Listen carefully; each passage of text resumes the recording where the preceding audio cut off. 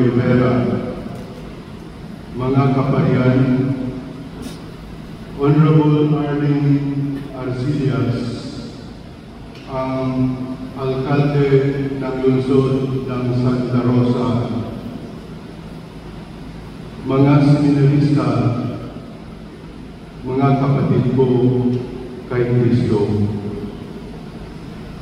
Magpasalamat tayo sa Panginoon na siyang tumawag sa atin upang mag-ipon bilang isang sambayanan at magdiwang sa banal na Eucharistia sa karangalan ni Santa Rosa de Lima, patrona ng ating parokya at ikalawang patrona ng Pilipinas.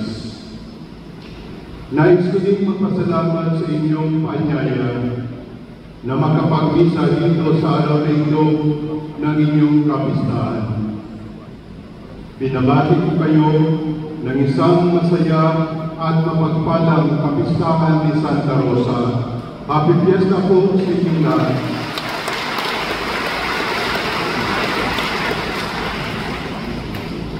Ang tema ng ating kapistahan sa taong ito ay honoring Saint Rose of Lima's profound devotion to the Blessed Virgin Mary.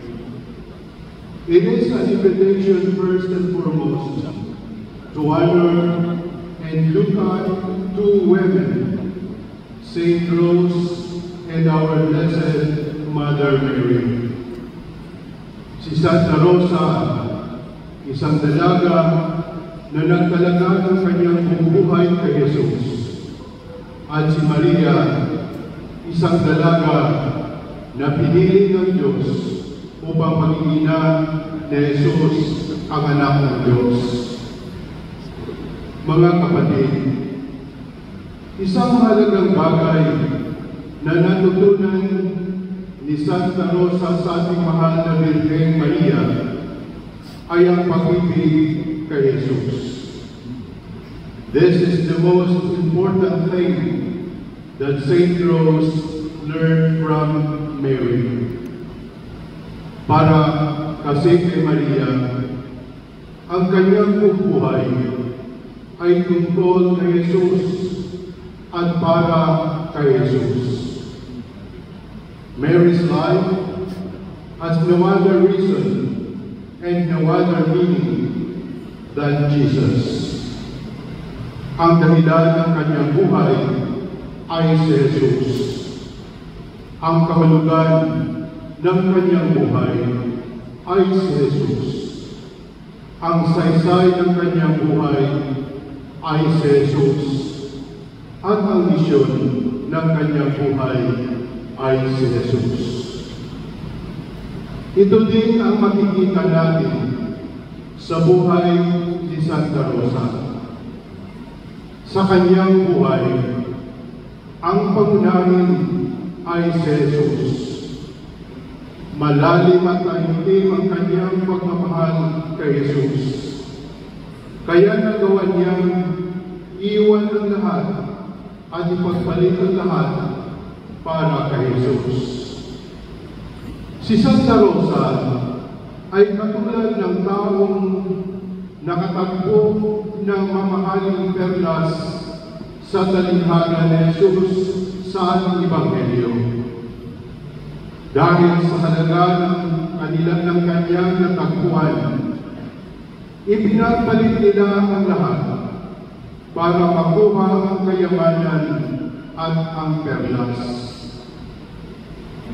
When you have found the treasure and the pearl of great price of your life, you are ready to give up everything, to leave everything behind, just so that you may have that which is most important to your life. Ito ang buhay ni Santa Rosa. Inanyayahan siya ng Diyos sa isang tipan ng pag-ibig, katulad ng narinig natin sa unang pagbasa ngayon. Nakipagtipan ang Diyos sa Kanya At tumugo naman siya. Siya ay isang dalagang inihandog kay Kristo, katulad ng sinabi ni San Pablo sa ating kalawang pagbasa. Ang pag-ibig ng Diyos kay Santa Rosa ay tinugunan niya ng pag-ibig. Ang katapatan ng Diyos sa kanya ay tinugunan niya ng katapatan. At ang pag-aalay ni Jesus ng kanyang buhay para sa kanya ay tinugunan niya ng pagtalikod sa lahat para ibigay ang kanyang buhay kay Jesus. When St. Rose found Jesus as her greatest treasure and the pearl of great price of her life, she left everything behind. This is the life of St. Rose. This is what she learned from the Blessed Virgin Mary. At ginawa ito ni Santa Rosa at ni Maria ng buong galak.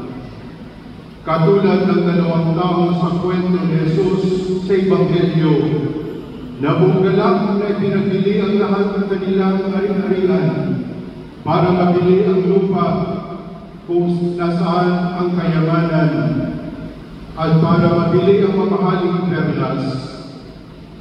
Ganon din si Santa Rosa at ang mahal na Birhen Maria.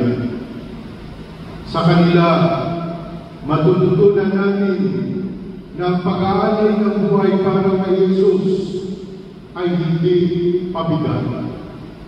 Ang pagtalikod at pag-iwan sa lahat para kay Jesus ay hindi dapat ikalungkot. Ito ay dapat mabigay sa atin ng galak.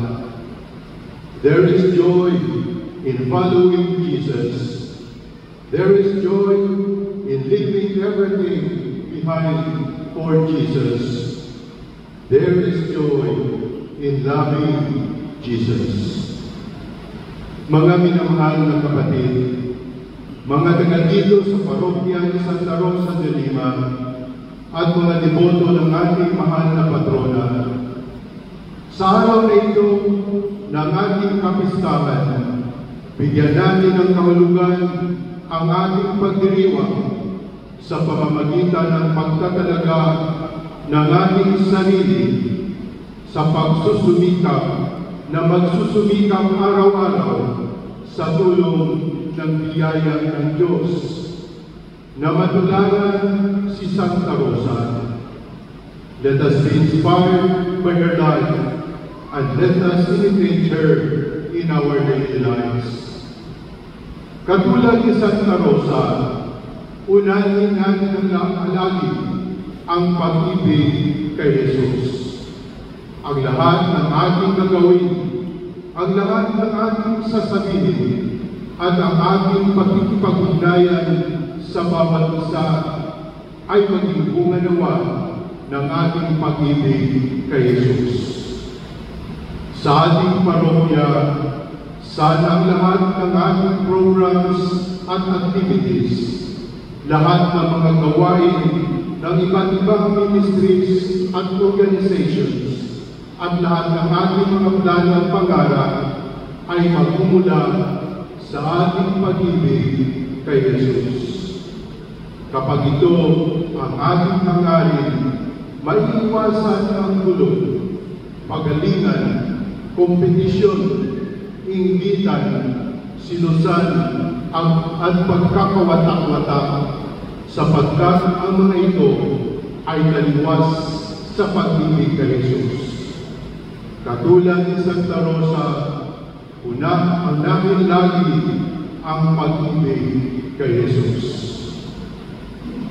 Ang ibigin natin si Jesus na may kagalakan.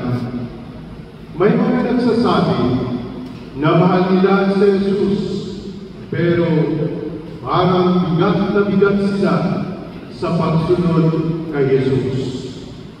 May mga nagpapahayag ng kanilang pag-ibig kay Jesus, pero palaging malungkot, maraming reklamo, at palaging galit at mabigat ang loob. Following Jesus and loving Jesus should make us happy and joyful. Sana mangibabaw sa ating buhay at sa ating sambayanan ang kagalakan dahil kay Jesus, kung paano minahal at sinundan ni Santa Rosa si Jesus na may pusong punong-puno ng galak.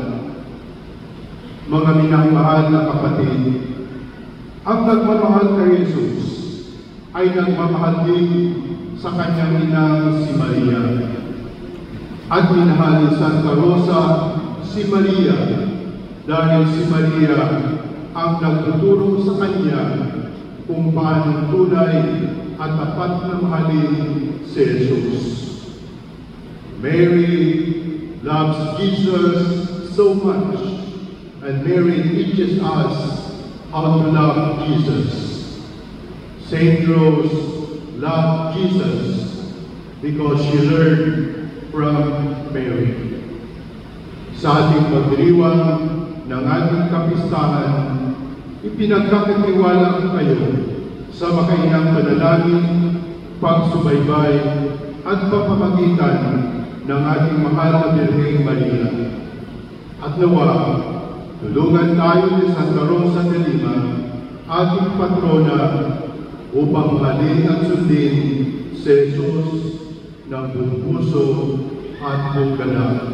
Amen.